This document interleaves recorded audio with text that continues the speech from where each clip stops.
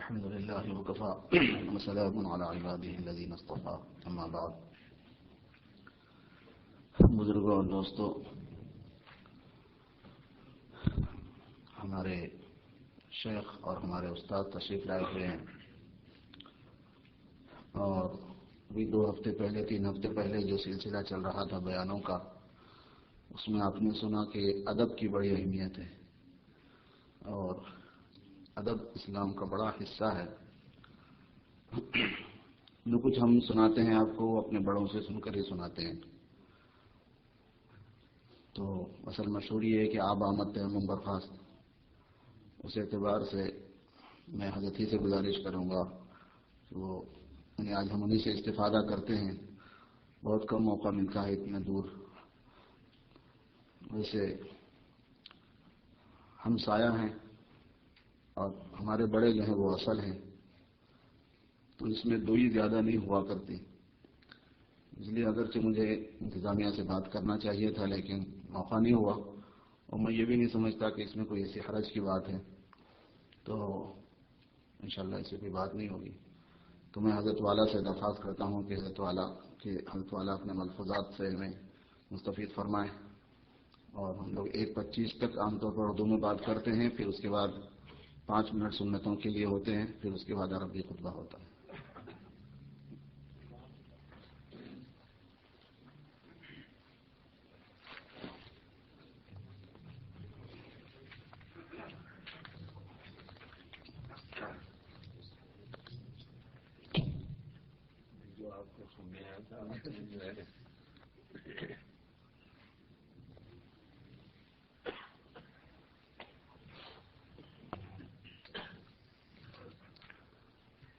السلام علیکم.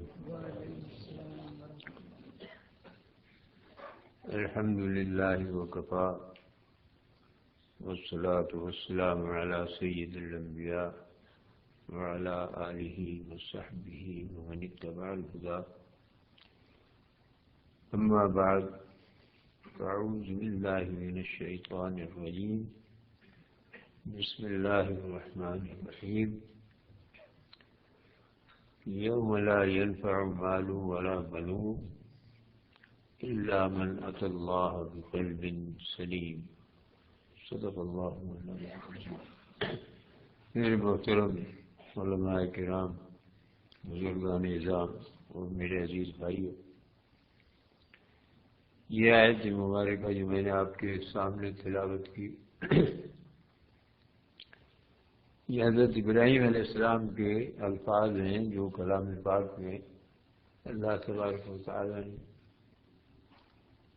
بیان کی. اس نے ایک کلیہ بیان کیا ہے جس میں کسی عمل کا تذکرہ نہیں، بلکہ یہ فرمایا کہ وہ قیامت کا دن جس میں کوئی چیز کسی کو نفع نہیں دے گی، نہ مال نہ اس کی اولاد. یوم لا ينفع مال الا من اتى اللہ بقلب سلیم. ہاں، جو اپنی قلب سلیم کو لے کر اللہ میاں کے پاس آ گئے. اب اس میں بے صلاۃ، بے زکوٰۃ، بے انفاق مال کچھ نہیں ہے. آپ کی نمازوں کو نہیں بتایا، آپ کی عبادت کو نہیں بتایا، آپ کے روزوں کو نہیں بتایا، بلکہ قلب سلیم کو بتایا. اب قلب سلیم کیا ہے اور اس کی سلامتی کیا ہے، اس کی تھوڑی سی حضور اکرم صلی اللہ علیہ وسلم کے حدیث سے ہمیں اس کی روشنی میں کچھ ملتا ہے. کچھ حضرت ابراہیم علیہ السلام نے شروع میں جو کچھ باتیں بیان کی ہیں اس سے بھی قلب سلیم کی بات. والذی یطعمنی ویسقین، کہتے ہیں حضرت ابراہیم علیہ السلام کہ میرا اللہ مجھے کھلاتا ہے اور پلاتا ہے. ہم لوگ تو یہ کہتے ہیں کہ بھائی ہم کھاتے ہیں، ہم پکاتے ہیں. وہ یہ نہیں کہتے، فرماتے ہیں کہ میرا اللہ جو ہے وہ مجھے کھلاتا ہے اور پلاتا ہے. اصل میں بات یہ ہے کہ اللہ تبارک و تعالیٰ سے ہمارا کیا تعلق ہے، تھوڑا سا اگر ہم سوچیں تو سب سے پہلے یہ ایک مسئلہ آتا ہے کہ آپ کے ہاتھ پیر، آپ کے جوارے جو ہیں، معدہ ہے، جگر ہے، کڈنی ہے، ہارٹ ہے، کوئی چیز آپ کی اپنی ہے یا نہیں ہے؟ اگر آپ کی ہے تو ٹھیک ہے، آپ کہتے تو یہ ہیں کہ میرا دل دھڑک رہا ہے، میرے دل کی وہ والو بند ہو گئے ہیں، آپ میرا ہی دل کہتے ہیں، حالانکہ آپ کا ہے نہیں۔ بھئی آپ کا ہوتا تو آپ اسے ٹھیک کر لیتے کہ بھائی تو ٹھیک ہو جائے، کیا گڑبڑ کر رہا ہے، ٹھیک ہے۔ آپ کے پیٹ میں درد ہوتا ہے، آپ کہتے ہیں میرے پیٹ میں درد ہے، بھئی میرا کہاں سے ہے؟ پیٹ میں درد ہے، میرا ہوتا تو میں کہتا کیوں درد کر رہا ہے؟ تو کوئی چیز آپ کی اپنی ہوتی نہیں، پھر بھی آپ کہتے ہیں کہ میری۔ اسی کے لحاظ سے آپ اس دنیا کو بھی کہتے ہیں جی میرا گھر ہے، میرا مال ہے، میری دولت ہے، میرے بیٹے ہیں، یہ سب کچھ آپ کہتے ہیں، لیکن حقیقت یہ ہے کہ اللہ تبارک و تعالیٰ نے اور اس کے مذہب نے، اس کی شریعت نے سارے رشتے کاٹ کر، کوئی رشتہ نہ بیٹے کا رشتہ ہے، نہ باپ کا رشتہ ہے۔ نوح علیہ السلام کا بیٹا جو تھا وہ باوجود اس کے کہ پیغمبر کا بیٹا تھا لیکن دوزخ میں چلا گیا کفر کی حالت۔ ابراہیم علیہ السلام کے باپ خود جو ہے آذر تھے، باپ تھے، کوئی چیز کم نہیں ہے۔ اسلام نے جو ہمیں بنیادی طور پر حضور اکرم صلی اللہ علیہ وسلم کے واسطے سے جو سب سے بڑی تعلیم دی ہے اور جس کا صحابہ نے عملی طور پر مظاہرہ کر کے بتایا، فرماتے ہیں یوم لا تجد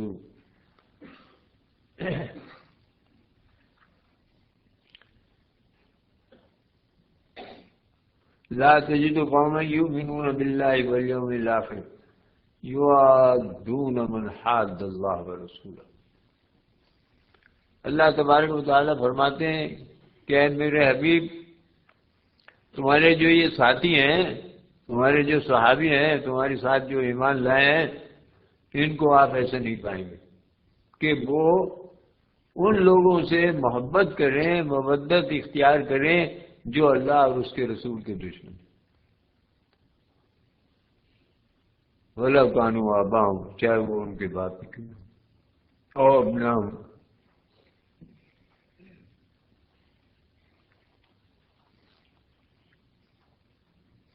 اور اخوانہم اور عشیرتہم، بھائی ہوں، بیٹے ہوں، باپ ہوں، رشتہ دار ہوں، لیکن کچھ بھی نہیں، کوئی رشتہ نہیں۔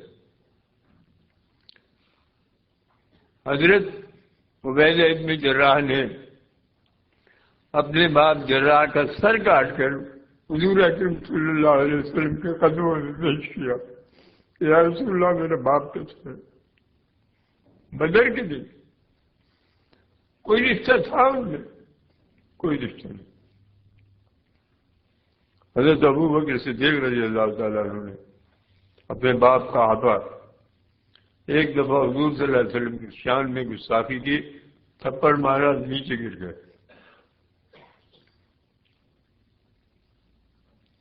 حضرت اسماء بنت ابو بکر رضی اللہ تعالیٰ جب صلح حدیبیہ کے بعد آنا جانا شروع ہوا تو ان کی ماں وتیلہ جو تھی وہ ملنے کے لیے بیٹی سے دروازے پر دستک دی، کون کہ میں تمہاری والدہ امی جان، میں آپ سے نہیں مل سکتی۔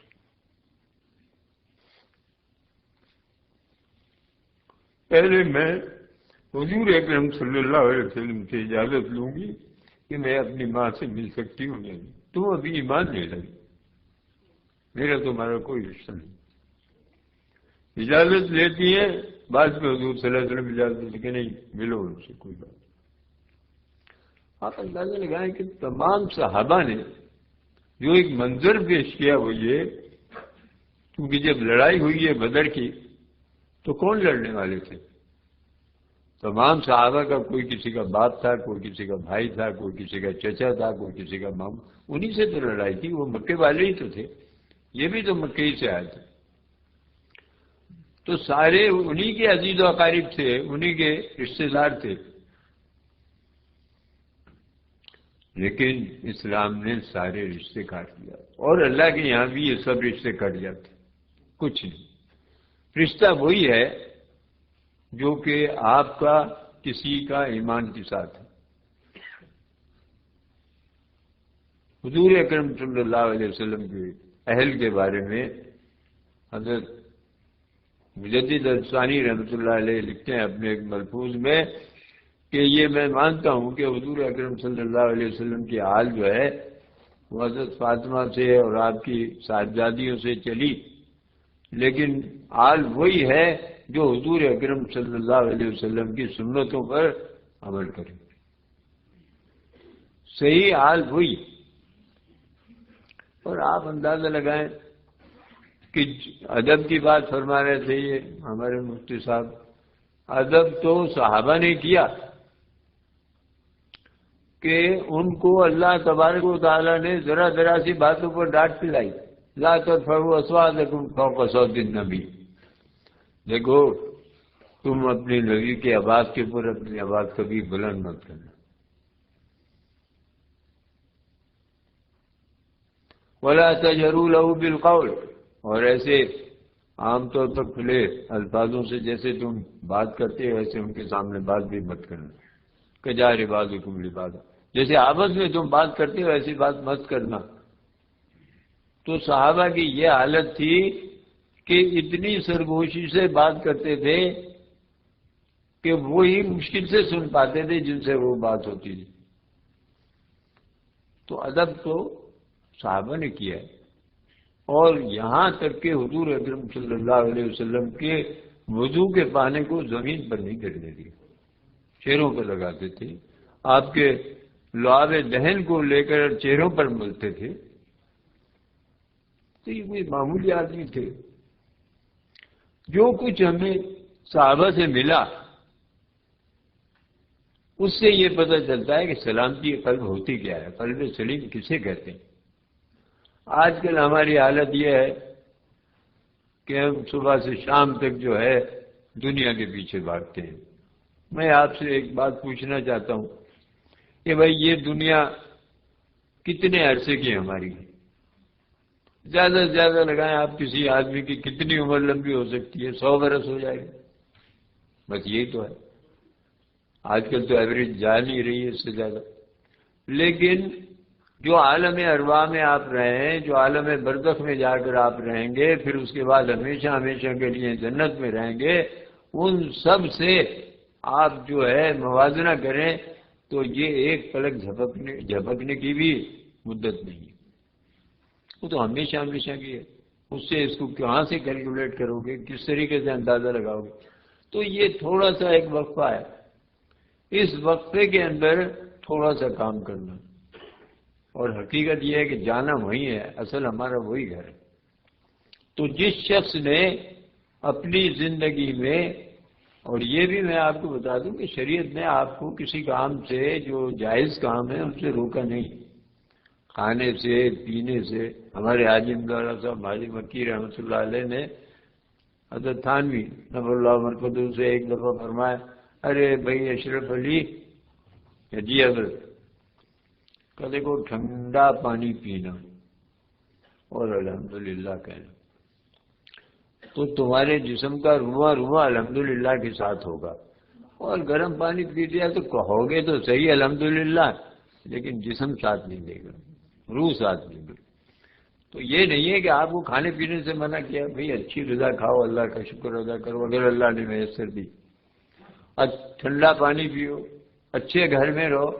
ہمارے حضرت مسیح الامت رحمۃ اللہ علیہ یہ فرمایا کرتے تھے کہ بھائی اس زندگی کے اندر کچھ درجے ہیں۔ پہلا درجہ فرماتے تھے کہ رہائش کا، تو ہم تو یہ بزرگوں کی باتیں سنی ہوئی بتاتے رہتے ہیں۔ آپ رہائش کہتے ہیں ضرورت کی باتوں کا، بھائی ضرورت کا رہنے کا ایک مکان ہے، ضرورت کے رہنے کے کچھ برتن ہیں، کچھ ایسی چیزیں ہیں کہ پہن لیتے ہیں آپ، کچھ اوڑھ لیتے ہیں، یہ ضرورت ہے رہائش۔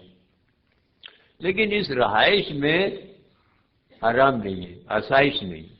تو فرماتے تھے کہ پہلا تو رہائش، اس کا دوسرا درجہ جو ہے وہ آسائش کا ہے کہ بھئی ایسا کھانا، ایسا رہنا کہ جس میں آرام تو ملے، تو اس کی اجازت ہے، وہ سنت ہے کہ آپ اتنی آسائش کہ جس سے آپ کو، آپ کی اولاد کو، آپ کے متعلقین کو آرام پہنچے، ایسا مکان ہو، ایسا لباس ہو، ایسے بستر ہو، ایسا کھانا، یہ تو یہ دوسرا درجہ۔ تیسرا درجہ فرمایا کہ زیبائش کا ہے کہ بھائی دیکھو آسائش تو ہے لیکن آنکھوں کو اچھا نہیں لگتا، چیزیں خوبصورت نہیں ہیں، اچھی نہیں ہیں، کھانے کیا سالن سامنے آیا تو معلوم یہ ہوا کہ اس کا کوئی رنگ ہی نہیں، طبیعت میلانی نہیں ہو رہی ہے۔ اگر اچھی قسم کا کھانا ہو، اچھے قسم کا مکان ہو، اچھی اس کے اندر جو ہے آپ نے خوبصورتی سے پینٹ بھی کیا ہے، سب کچھ کیا ہے، ہمارے حضرت یہ فرماتے تھے کہ یہ مباح کا درجہ ہے، اس کی بھی اجازت ہے کہ آپ یہ بھی کریں۔ تو پہلا درجہ رہائش کا، دوسرا آسائش کا، تیسرا زیبائش کا۔ اب فرمان لگے چوتھا درجہ ہے نمائش کا۔ بھئی یہ ریاکاری ہے اور اس کا تعلق دل سے۔ اب میں کسی پر حکم نہیں لگاتا ہوں، اگر اس کی نیت یہ ہے کہ بھئی میں دنیا دیکھ کر کے بات سبحان اللہ بھئی کیا تم نے یہ خوب کیا ہوا، تو ٹھیک ہے، ریاکاری اس نے کی ہے، اس کا اس کو ملے گا، لیکن اگر اس کی نیت نہیں ہے تو اس کے اوپر کوئی گناہ نہیں۔ تو یہ چار درجے تو ہمیں ویسے بھی اللہ تعالیٰ نے دیے ہوئے، اب اس سے زائد اور کہاں جاؤ گے، بس یہی ہے زیادہ سے زیادہ۔ لیکن یہ ہے کہ انسان کی حوث ختم نہیں ہوتی ہے، وہ چلتا رہتا ہے، چلتا رہتا ہے۔ اور ایک بات میں آپ کو ابھی مجھے یاد آ گئی ہے تو میں بتانا چاہتا ہوں، اور اپنے موضوع سے ہٹ کر بتاؤں گا تھوڑا سا، کہ اس زمانے میں ایک سب سے بڑا مسئلہ جو بنا ہوا ہے وہ یہ کہ ہم اپنی اولادوں کا نکاح جو ہے وہ وقت پر نہیں کرتے۔ یہ ایک عام مرض ہو گیا ہے، پاکستان میں بھی ہے، ہندوستان میں بھی ہے، سب جگہ ہے۔ کیا ہے جی، ڈاکٹر بن رہا ہے، انجینئر بن رہا ہے، فلاسفر بن رہا ہے، بن رہا ہے، ٹھیک ہے، مگر شادی سے اس بات کا کیا تعلق ہے؟ وہ لڑکی بن رہی ہے یا لڑکا بن رہا ہے، شادی کر دو۔ شادی کے بعد نہیں پڑھا جاتا کیا؟ پڑھے، اگر پڑھنا ہے تو پڑھتے رہو، لیکن نکاح کیوں نہیں کرتے ہو؟ اور جو نکاح نہیں کرتے ہو 30 برس تک، 35 برس تک کہ جی تعلیم پوری ہو جائے، ابھی تو وہ جو ہے نا ہاؤس جاب کر رہا ہے، ابھی یہ کر رہا ہے، ابھی ڈاکٹری پاس کر لی ہے، یہ ساری چیزیں جو ہیں یہ تو ٹھیک ہے، لیکن میں ایک بات آپ سے پوچھنا چاہتا ہوں کہ ان کے پاس کیا جوانی نہیں آئی ہے؟ لڑکیوں کے پاس نہیں آتی یا لڑکوں کے پاس نہیں آتی؟ اور کیا اس جوانی کو انہوں نے گھوٹ کر رکھا ہوا ہے؟ اور اگر انہوں نے اپنی جوانی کو غلط استعمال کیا ہے تو کون جواب دے ہو؟ والدین ہوں گے یا کوئی اور ہوگا؟ وَأَنكِحُوا الْأَيَامَ مِنكُمْ وَالصَّالِحِينَ مِنْ عِبَادِكُمْ وَإِمَائِكُمْ۔ احرار کے لیے اور غلام کے لیے، دونوں کے لیے اللہ میاں نے یہ کہا ہے کہ دیکھو جو ذمہ دار ہوں جن کے نکاحوں کے، ان کے نکاح کر دو جب وہ جوان ہو جائے۔ اور یہ مت سوچو کہ بھائی ان کے پاس تو کھانے پینے کو نہیں، یہ کھائیں گے کیسے؟ ان یکونوا فقراء یغنیہم اللہ من فضلہ، اگر وہ فقیر ہیں اللہ ان کو اپنے پاس سے غنی کر دے گا، ڈونٹ وری فار دیٹ، نکاح کرو۔ تو ہم جو ہے ایک اس چیز میں مبتلا ہو گئے ہیں کہ لڑکوں کو، لڑکیوں کو ہم نے اس طریقے سے رکھا ہوا ہے جیسے بیل بکریاں پالتے ہیں۔ بھائی یہ آپ ہی کی اولاد ہیں، ان کو سیدھا راستہ دکھانا، ان کو صحیح راستے پر چلانا یہ آپ کی ذمہ داری ہے۔ اگر آپ نے اس چیز میں کوتاہی کی تو وہ جو کچھ بھی ان کے عمل ہوں گے۔ اور پھر آج کل ایک بڑا مسئلہ بن گیا ہے، پہلے زمانے میں تو یہ تھا کہ بھائی اگر کسی شخص نے اس قسم کی حرکت کی اور خدا نہ خواستہ اس کو حمل ٹھہر گیا، کہاں جائے گی، تو یہ ڈر تھا۔ اب تو یہ دنیا کی ایڈوانسمنٹ نے یہ ڈر بھی ختم کر دیا، وہ منصوبہ بندی والے ہر جگہ پھرتے ہیں، ہاں ہاں ہمارے پاس سے گولیاں لے جاؤ، کیا ہے، ڈونٹ وری کرو۔ میں ایک دفعہ ریڈیو پر ایک پروگرام انڈیا کا سن رہا تھا، تو وہاں کچھ سوال جواب ہو رہے تھے، تو اس میں سے ایک نے یہ سوال کیا کہ انڈیا کے اندر شادی سے پہلے لڑکیاں جو ہے کتنے فیصد باقرہ ہوتی ہیں؟ اب یہ سوال بھی ہندو سے ہی ہوا ہے، ہندو نے کیا ہے اور ہندو سے کیا ہے۔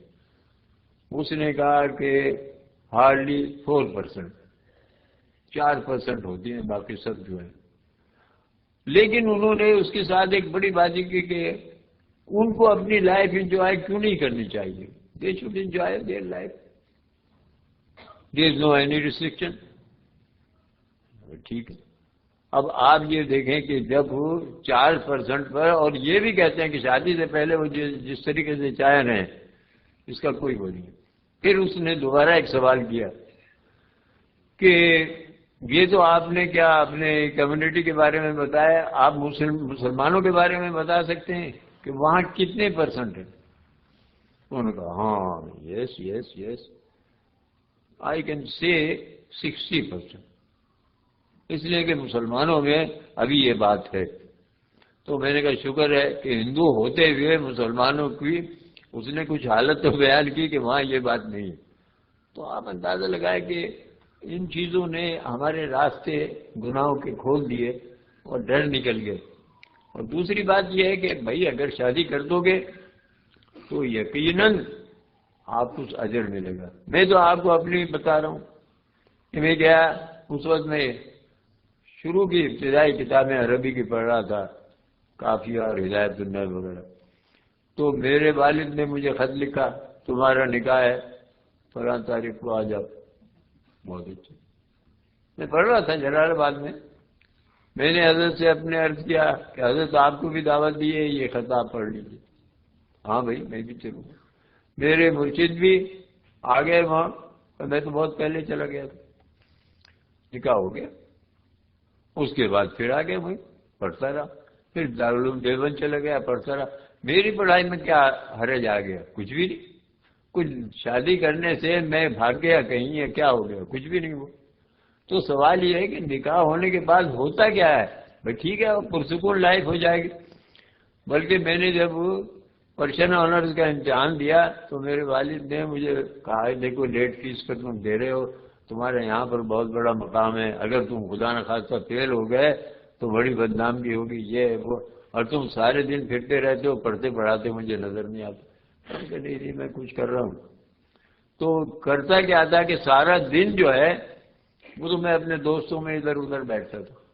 جب رات ہوتی تھی تو میں اپنی بیوی سے کہتا کہ دیکھو بھائی تمہارا ایک کام یہ ہے کہ ہر گھنٹے کے بعد ایک چائے کا کپ مجھے بنا کر دیتی رہو، میں اپنا کام کر رہا ہوں۔ میں کوئی تقریباً 5 گھنٹے تک اسٹڈی کرتا تھا، اس کے بعد سو جاتا۔ میری بیوی جناب چائے بنا کے چپکے سے رکھ دیتی تھی۔ تو بیوی معاون ہوتی ہے ہر معاملے میں، یہ تھوڑا ہی ہے۔ لیکن آج کل کی بیویوں کا بھی مسئلہ علیحدہ ہی ہے۔ خیر اللہ تعالیٰ جو ہے معاف فرمائے کہ بیویاں جو ہیں وہ آج کل بیویاں کہاں ہیں۔ تو میں آپ سے یہ کہہ رہا ہوں کہ بھائی دیکھو اپنے اعمال کی اصلاح کی کوشش کرو، پہلی بات۔ اور کوشش کے اندر ہمیشہ میں یہ کہتا ہوں کہ یہ خود نہیں ہوتی۔ اگر کوئی جوتی گاٹھنا سیکھنا چاہے تو خود نہیں سیکھ سکتا، کسی کتاب سے نہیں سیکھے گا، کسی کتاب سے قورمہ بنانا نہیں سیکھے گا، کسی سے متنجن پلاؤ بنانا بریانی بنانا نہیں سیکھے، اس کو استاد کی ضرورت ہے۔ یہ بھی ایک سیدھا راستہ ہے۔ اس کے اندر جب تک آپ کسی کا دامن نہیں پکڑیں گے اور اپنے لیے صحیح راستہ متعین کر کے کہ بھائی کس راستے پر کس طریقے سے چلنا ہے اس وقت تک نہیں کریں گے تو آپ کو سیدھا راستہ نہیں ملے گا۔